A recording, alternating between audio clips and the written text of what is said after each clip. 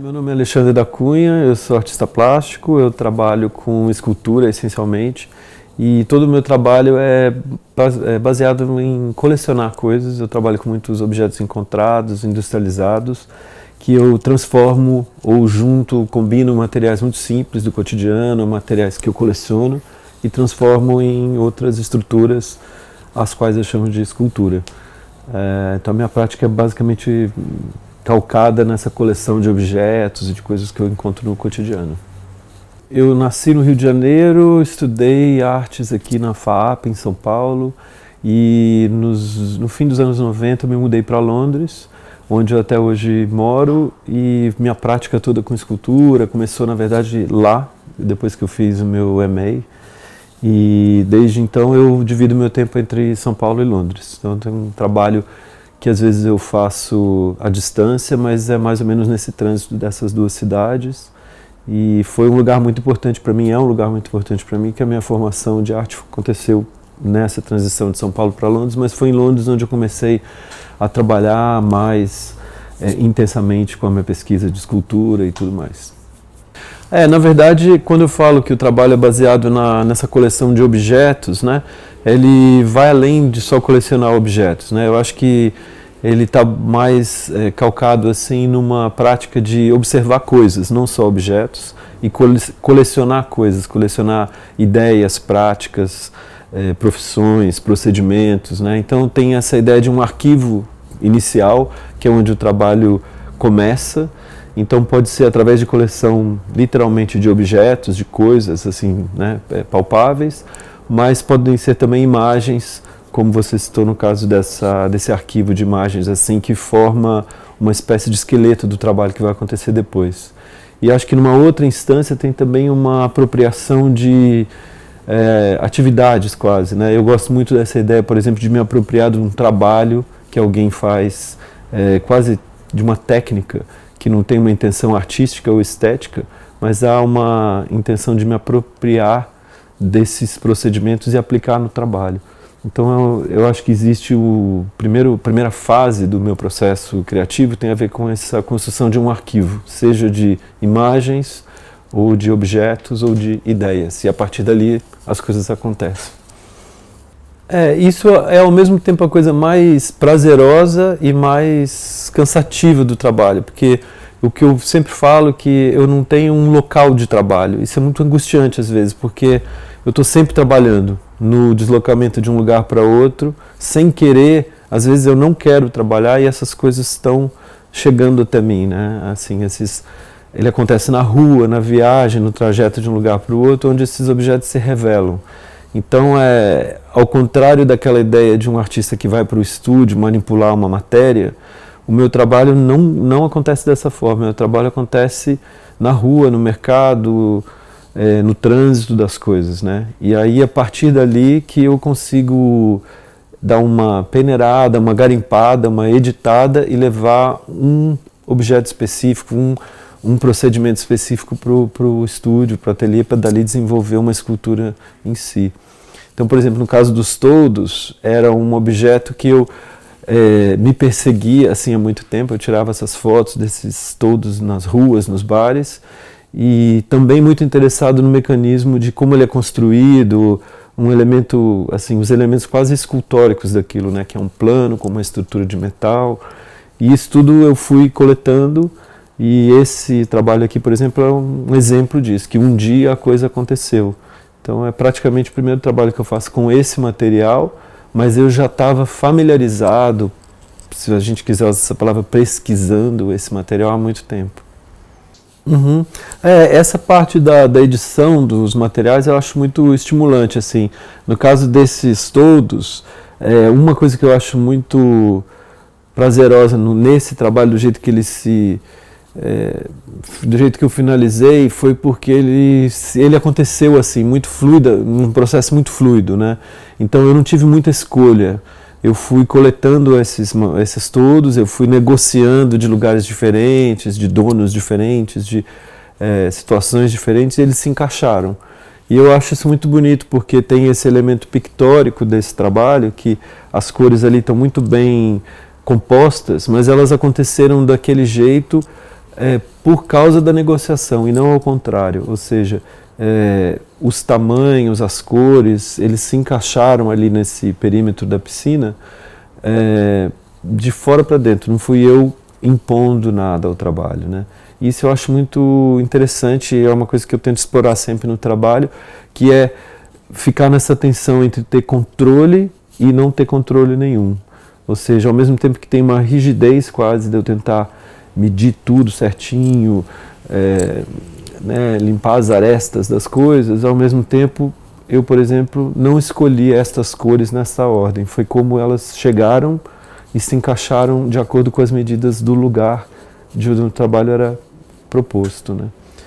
Então, isso é uma coisa que acontece sempre, de você quase conversar com o objeto, com o trabalho, que você tem uma ideia, mas ele fala coisas para você, e aí você tem que negociar. Eu sempre faço essa comparação dos materiais e dos objetos que eu uso como se fossem espécie de atores, e eu sou um diretor ou um negociador, um facilitador de uma ação. Então, mesmo que você tenha uma ideia exata e você faça uma espécie de coreografia daqueles elementos, eles falam com você também, eles questionam. Então ele fala, é como se o material estivesse falando, olha, eu não vou ficar bem aqui desse lado, vou ficar um pouco mais para cá. E você tem que respeitar isso, né? Ou tem que negociar. Então, para mim, eu acho que o desafio maior dessa proposta de usar um espaço específico, no caso a piscina, é sair do contexto original do local, né? Então, assim, o que eu mais queria era fazer um trabalho que não falasse sobre piscina, né? Não fosse uma transformação de uma piscina, mas que ele quase não falasse sobre esse assunto. Então, e que eu acho isso muito difícil, porque você está naquele local, você continua ainda olhando para uma piscina, né? Então, o meu ponto inicial e a coisa que eu mais busquei era tentar fazer alguma coisa que fugisse do assunto piscina. Aí, num outro plano, ele não foge tanto do assunto piscina, porque ele está falando sobre um elemento que é comum à ideia de piscina, que é a água, mas sem a gente enxergar a água, né? Ele se refere sobre a água, ele faz referência à água, mas ele não tem água, né? Então é uma piscina que acaba virando um espaço arquitetônico, uma praça, é uma construção, um desenho, mas sem ser mais uma piscina. E eu acho que a coisa que eu mais procurei, além de tentar fugir do assunto da piscina, foi trabalhar com essa ideia de um transporte, né, de um deslocamento de um espaço público para dentro de um espaço privado, que é uma casa. Então essa ideia da quebrada, eu acho que tem duas leituras. Uma é a quebrada como um elemento, um plano quebrado, né? Uma reta, um plano quebrado, geométrico quebrado, e obviamente a ideia de quebrada como um lugar, um bairro, um outro lugar distante, um lugar desconhecido, que se fala informalmente usando esse contexto da quebrada. E que o trabalho tem essa poluição assim impressa literalmente na superfície, porque vem o nome do lugar, o nome do bar. Ele traz ali uma história, uma narrativa. Cada um vem contando uma história e aquilo se soma ali. Essa questão que você falou do público e do privado, eu acho que também tem uma relação, além do público e do privado, tem uma questão de escala, de pequeno e grande, né? Isso é uma coisa que existe no trabalho em geral. Eu tenho essa prática de fazer coisas que são objetos de mesa, numa escala mais intimista, e ao mesmo tempo fazer obras comissionadas em espaços públicos, em praças e tal. E aqui na exposição aconteceu de uma forma muito natural esse diálogo entre o público e o privado, né? De trazer uma praça fictícia para uma piscina, numa casa privada, e fazer essa referência a uma escultura pública, que foi aqui, eu acho que um dos lugares que eu mais gostei de fazer isso, que eu trouxe dentro da biblioteca. Ou seja, você fazer esse deslocamento de uma coisa que é tipicamente reconhecida num jardim ou numa praça, e você trazer para o espaço que está do lado dos livros, da cadeira, do carpete. Então, isso aqui eu acho que funcionou muito bem, e aliás foi uma coisa que a gente não pensou com muita antecedência, não era sobre isso a exposição. mas acabou acontecendo de uma forma que eu acho muito saudável, dessa tensão entre o trabalho de concreto dentro de uma biblioteca, né, nesse ambiente caseiro, intimista. E lá fora essa relação com um espaço que vai além da casa, né, que faz uma relação com a cidade, com um outro lugar. Isso aqui funciona muito bem. Esse trabalho com essas manilhas é um trabalho que eu venho fazendo há muito tempo. São séries diferentes, combinações diferentes dessas manilhas, e que aconteceu também de forma semelhante. Eu passava por estradas, principalmente aqui no Brasil, lugares que a gente vê essas manilhas abandonadas, e eu tinha também uma espécie de arquivo de fotos dessas manilhas. E que eu sempre fiquei intrigado por essa presença escultórica de um elemento que é abandonado, né? Uma construção que foi abandonada, é uma estrada que está sendo refeita, e esses pedaços de tubulação ficam lá, às vezes até abandonados. Então, a partir dessa observação dessas coisas, num determinado momento eu resolvi trabalhar de uma forma mais concisa, mais precisa com o material em si. Então eu comecei a trabalhar com fabricantes de manilha, fazer cortes de determinados pedaços de manilhas e compor essas esculturas. Então isso também aconteceu de uma forma assim muito natural, e eles têm, apesar de às vezes nem ser tão claro isso, são objetos encontrados, né? Às vezes as pessoas acham que eu fiz o molde, que eu fiz esse concreto, e ele na verdade é um concreto produzido em forma, em grande escala, numa escala industrial. Então eu me aproprio das medidas que eles existem e a partir daí crio a escultura. De novo, é uma coisa que vem de um processo, uma conversa do material comigo, e não eu impondo uma forma, um tamanho para a escultura. Então tem também essa semelhança com isso. E outra, falando em semelhança, uma outra coisa que eu acho muito relevante no trabalho dessas manilhas é que elas têm essa relação com a arquitetura, falando sobre a infraestrutura, sobre a cidade, sobre vários tipos de organização, né, de como as cidades se montam, se desmontam, se refazem e tal. Mas tem um outro elemento mais simbólico que eu acho muito bonito, que elas também falam sobre água, né? Essas manilhas, elas são canos onde desviam, são rios desviados, um sistema da cidade que é falando sobre fluido, sobre comunicação. Então eu também gosto dessa outra dimensão do trabalho que vai além da relação com a arquitetura, por exemplo, que ela tem essa outra ambição mais simbólica de falar da água como uma coisa de uma forma mais poética. E acho que isso é uma conversa legal entre os todos e essas esculturas, né? Esse elemento do latão, nessa série, que é uma série mais recente, eu sempre fiz isso, né, de misturar. Nas outras séries tinham as mesmas manilhas ou manilhas parecidas, que eu combinei com elementos de espuma, por exemplo, que era um elemento de cor. Nesse caso, o latão, ele não é um objeto industrial, eu faço, mas as medidas, as dimensões são baseadas numa manilha de concreto, por exemplo. Então ele é uma réplica, digamos assim, de uma manilha existente de concreto que eu trato de uma forma escultórica diferente. Então elas são feitas, é o elemento que não é industrializado, né, digamos assim. Isso aí não vem da fábrica, vem do ateliê. E o que eu acho muito assim divertido e intrigante nesse trabalho, que é um trabalho de escultura que não tem nenhum elemento de conexão entre os elementos menores. É apenas a gravidade de cada anel desse que resolve a escultura como um todo, né? Eles não têm nenhum parafuso, nenhuma solda, são 3 peças que vêm de um lugar e elas se encaixam.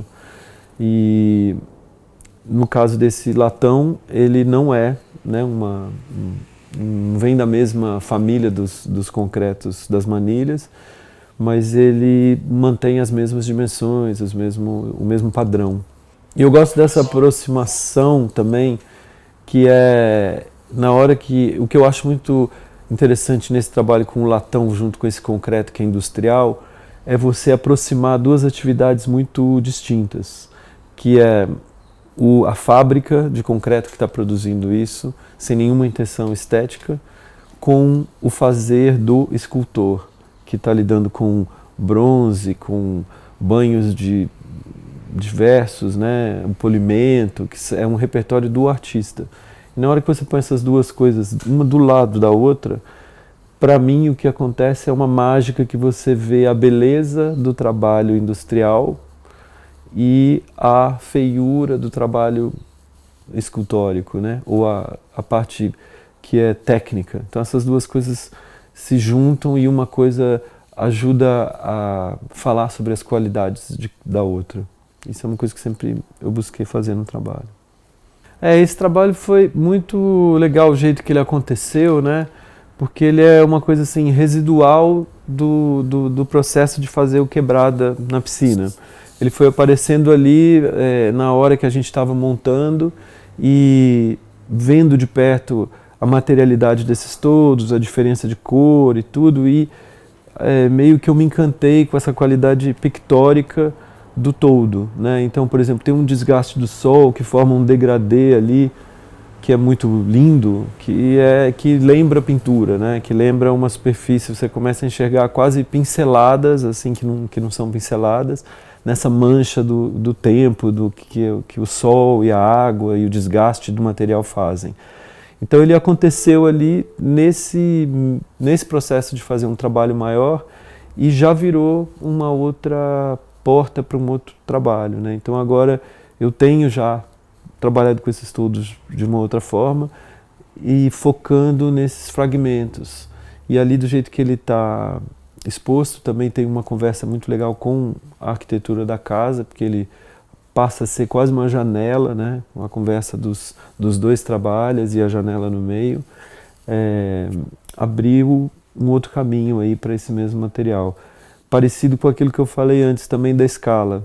No todo, lá na piscina, ele é uma somatória de todos, formando esse plano grande que parece uma pintura ou uma vista aérea, e esse é um fragmento de um todo.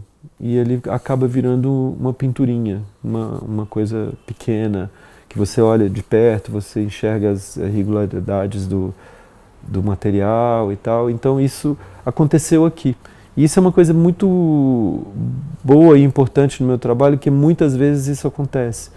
Estou montando uma exposição, acontece um ruído como esse, uma espécie de acidente fortuito, que acaba sendo o início de um novo projeto. Então eu adorei fazer esse projeto aqui, porque é uma exposição muito com 3 trabalhos, mas que tem uma gama de assuntos grande. Isso eu acho muito bom quando você consegue fazer isso.